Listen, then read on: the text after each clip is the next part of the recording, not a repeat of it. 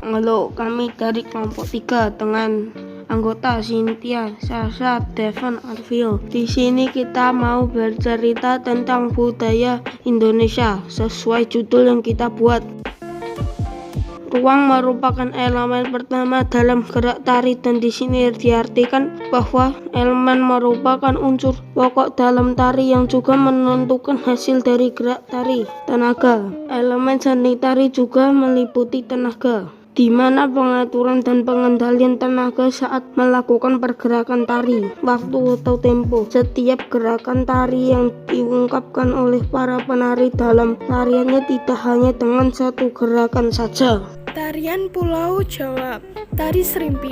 Tari Serimpi berasal dari Yogyakarta, bertujuan menunjukkan wanita yang sopan, santun, dan sangat lemah gemulai.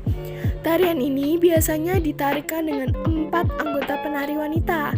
Hal ini menandakan unsur api, air, angin, dan bumi. Namun seiring dengan zaman jumlah penari pun terkadang menjadi 5 anggota. Pakaian yang digunakan adalah pakaian pengantin putri keraton. Musik yang digunakan adalah gamelan. Lama tarian sekitar 1 jam. Sulawesi. Tari Kipas Pakarena. Tari Kipas Pakarena berasal dari Sulawesi Selatan, tepatnya daerah Goa. Dengan memainkan kipas, tarian ini dibawakan oleh para penari wanita dengan berbusana adat dan menari dengan gerakannya. Pada pertunjukannya, tari Kipas Pakarena biasanya ditampilkan oleh 5-7 orang penari wanita. Para penari berbusana adat dan diiringi musik pengiring yang dinamakan dari alat musik tradisional Indonesia yang sering disebut dengan gondrong rinci. Lama tarian sekitar 2 jam. Tari dari Sumatera. Tari piring. Tari piring adalah adat tradisional selanjutnya yang berasal dari Sumatera adalah tari piring. Tari piring adalah tarian tradisional Minangkabau yang menampilkan atraksi menggunakan piring. Para penari mengayunkan piring di tangan mengikuti gerakan-gerakan cepat yang teratur. Tanpa satupun piring terlepas dari tangan. Lama tarian adalah 10-20 menit. Kalimantan. Tari Mandau. Mandau merupakan senjata tradisional suku Dayak yang membentuk parang atau pedang. Gerakan tarian ini mengandung atraksi dan juga seni tari yang indah dalam memainkan senjata mandau dan tameng. Lama tarian adalah 15 menit. Tarian dari Pulau Papua. Tari Selamat Datang merupakan tari penyambut dalam mengawali sebuah acara di daerah Papua. Selain gerakannya yang khas dan energik, tentu sebuah tarian mempunyai nilai dan makna yang terkandung. Karena di Papua mempunyai banyak suku, maka setiap tarian Selamat Datang mempunyai berbagai macam tipe yang sesuai dengan sukunya tersebut. Lama tarian tersebut adalah 8-15 menit. Tarian Kecak. Tarian kecak ini sering dipuji oleh wisatawan asing gara-gara keunikannya. Walau cuma berbunyi cak cak cak, tetapi beberapa grup membunyikan dengan ketukan berbeda. Saat kamu mendengarkan sekelompok laki-laki yang membunyikan kata cak, kamu seolah mendengarkan ribuan orang yang membunyikan kata cak. Inilah keunikan tari kecak. Tari ini disajikan sangat sederhana, tetapi suasana mistisnya masih selamanya ada. Lama tarian kecak adalah 25-30 menit.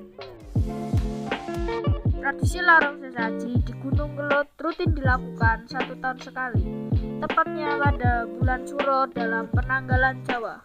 Tradisi ini dinasesi oleh masyarakat Desa Sugiwaras dan sekitarnya. Desa Sugiwaras merupakan desa yang memiliki akses paling dekat sekaligus paling mudah menuju Gunung Kelut, Kediri. Pelaksanaan larung sesaji merupakan bagian dari rasa syukur warga setempat atas berkah bumi yang melimpah. Dalam upacara tradisi itu, masyarakat biasanya menyediakan berbagai macam sesaji, mulai dari bunga, sayur-sayuran, sampai ayam ingkung. Pada pagi harinya, sesaji yang sudah disiapkan oleh warga dilarung ke kawah Gunung Kelut.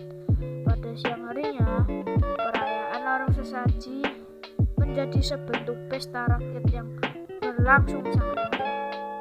rombongan warga berangkat dengan berjalan kaki menuju arah puncak Gunung Kelut. Di antara mereka ada yang bertugas memanggul pandu yang memuat gunungan. Gunungan terdiri dari bermacam-macam buah dan sayuran yang merupakan hasil panen dari masyarakat desa di lereng Gunung Kelut. Selain gunungan yang berisi buah-buahan dan sayur, ada juga tumpeng yang dilengkapi dengan lauk-lauk. Setelah sampai di tujuan, juru kunci Gunung Kelut akan memanjatkan doa. Yang dipanjatkan ialah doa memohon keselamatan untuk warga Kediri sekaligus meminta berkah. Setelah doa selesai dipanjatkan, gunungan yang tadi diarah akan diperebutkan. Rebutan gunungan ini biasanya terjadi dengan semarak.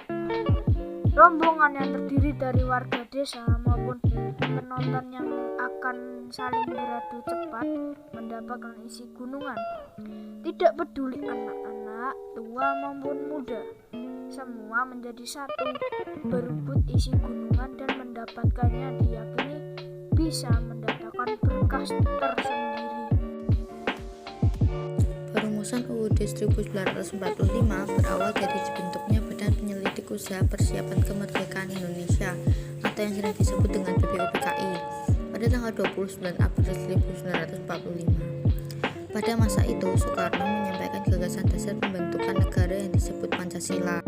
Gagasan tersebut disampaikan kepada Komite BPUPKI pada sidang pertama 28 Mei 1945 hingga 1 Juni 1945.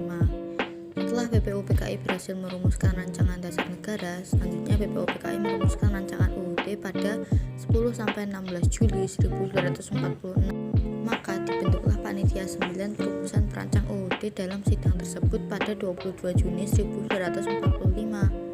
Dikutip dari situs Kementerian Pendidikan dan Kebudayaan atau Kemendikbud, Panitia Perancangan UUD diketuai oleh Soekarno dan anggotanya berjumlah 38 orang dari BPUPKI. Panitia 9 tersebut merumuskan pembukaan yang disebut Piagam Jakarta yang kemudian dirancang sebagai pembukaan UUD 1945. Sidang pertama BPUPKI pada 29 Mei 1945 di Gedung Jual Sangin di Jalan Pejambon 6, Jakarta yang sekarang menjadi Gedung Pancasila. Sempat mengalami perdebatan, akhirnya secara resmi menjadi pembukaan UUD 1945. Pada kesempatan tersebut dibentuk juga panitia kecil perancang kecil yang diberi tugas untuk merumuskan rancangan UUD dalam segala pasal-pasalnya. Panitia kecil tersebut diketuai oleh Supomo pada 11 Juli 1945. Panitia perancang UUD secara bulat menerima Piagam Jakarta sebagai pembukaan UUD. Pada tanggal 14 Juli, BPUPKI melanjutkan sidang yang menerima laporan dari Panitia Perancang UUD. Ada 3 hal yang dilaporkan Soekarno sebagai Ketua Panitia 9, yakni pernyataan Indonesia Merdeka, pembukaan UUD, dan batang tubuh UUD. Kita tahu bahwa negara kita Indonesia ini memiliki banyak budaya. Contohnya tarian daerah yang tersebar luas di pulau-pulau Indonesia. Ada adat istiadat khususnya di daerah Jawa yang namanya larung sesaji. Sebenarnya masih banyak lagi, tetapi sudah umum dikenal. Kita ingin mencoba mengenalkan beberapa budaya Jawa yang tidak banyak orang tahu. Kita sebagai masyarakat Indonesia juga harus bangga dengan budaya, bahasa, kekayaan Indonesia. Kita pertahankan budaya kita, apalagi budaya kita itu sudah ada sejak nenek moyang loh. Selain mempertahankan budaya, kita juga harus mempertahankan Indonesia agar Indonesia selalu merdeka. Terima kasih, maaf jika ada salah kata dan salah penulisan.